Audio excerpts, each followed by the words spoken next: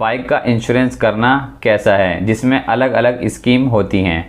बिस्मिल्लाहिर्रहमानिर्रहीम हामिदन व मुसल्लियन व मुसल्लिमा अम्मा बाद। इंश्योरेंस कराना मज़हब इस्लाम की रूह से ये जुए की एक किस्म होने की वजह से नाजायज़ और हराम है।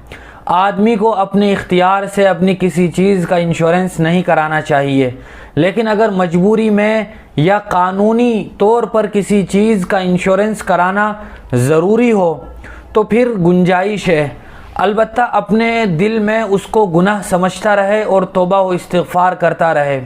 और अगर किसी चीज़ के एक्सीडेंट होने की वजह से, मिसाल के तौर पर हमने गाड़ी का इंश्योरेंस कराया था और गाड़ी का एक्सीडेंट हो गया या कोई और वाक़या पेश आया जिसकी बुनियाद पर कंपनी इंश्योरेंस का फ़ायदा उठाने का आदमी को मौका देती है, तो जितने पैसे हमने जमा कराए थे इंश्योरेंस के साथ इतने ही पैसे हम ले सकते हैं। अगर कंपनी उससे ज़्यादा हमें पैसे देती है तो ज़ायद पैसे हमारे लिए इस्तेमाल करना जायज़ नहीं होगा, वो हमारे लिए हराम होंगे।